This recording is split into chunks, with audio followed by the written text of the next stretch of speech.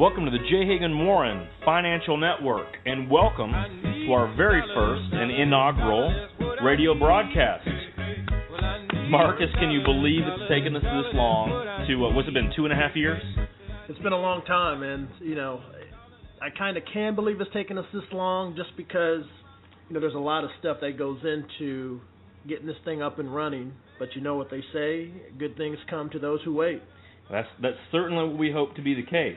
It's kind of a good time that we are getting on air and have the opportunity for our clients and those that we've been talking to, and I guess we've been in front of a little over 2,000 people over the past 6 or 7 years that have heard our message and listened a little bit about what we have to say about the economy and about investing in general. Right. It's kind of good that they can kind of hear current events happening and not just specific questions about their finances, but just overall kind of what our take and what our message is in general.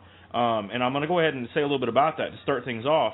Our message is very simple. We think that investing can be a very dangerous place to be in, especially as we get older or we need the money or frankly, after we've had a 10-year period like we have where things haven't been that good. And so we think it's very important for the money that we've saved to hold on to that money and to make a little bit on it, earn some interest income.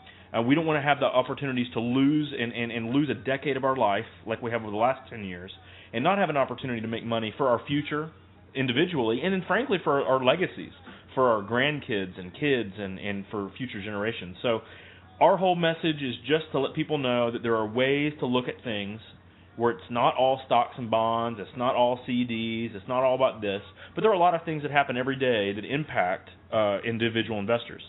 So our whole message is hopefully pretty clean and simple to understand. Marcus, you want to add anything to that? Anything I missed out on that? I feel like I was rambling there for a long time.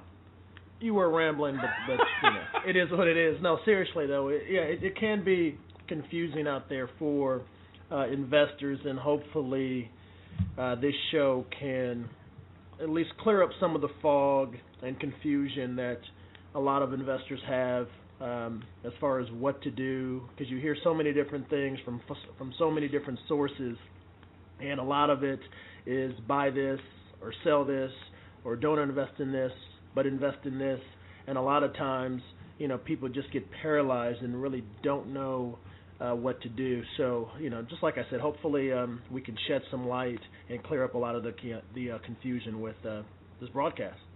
I think you kind of hit one of the words that we're really going to talk about today, and that word is confusion.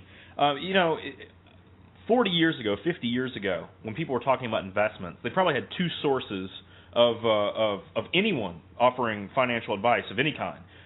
Their friends, or that guy that gives you the hot stock pick, the stock pick, or an advisor of some kind, whether that person be your financial advisor, your bank person that you were speaking to at the time. There were very few places where you actually got information. Today, I can't even count on my cable network how many strictly financial just channels there are, much less how many other places are. Every paper now has the money and investing section. Every company seems to send out their monthly thing about what you should do with your 401k money. There are so many different places that people can get information. It's easy to get paralysis of analysis, and that's when people just get so confused. They've heard so many things that they just blitz out. They have no idea what they're talking about. We encounter this all the time. So one of the things playing into confusion was an article that came out today, or came out, I guess, yesterday, called Savings Low and Worry High Among Workers. We're going to hit on that one first because it talks a little bit about that confusion thing. People have not saved enough money for retirement. People have not maybe allocated their money properly, or they feel that they have. They've been working with an advisor. They've been working with someone who says, allocate this way. Let's diversify all that risk out. Let's try to find a way to earn a decent return. But frankly, it didn't work out. They may have been invested, and they're still trying to get money they lost 6 years ago, 5 years ago, 4 years ago. And especially in this economy, John, it's one of those things where the little money that people probably had saved, either they got laid off, a spouse got laid off, and so they had to dip into those retirement savings. And so that depletes it even more.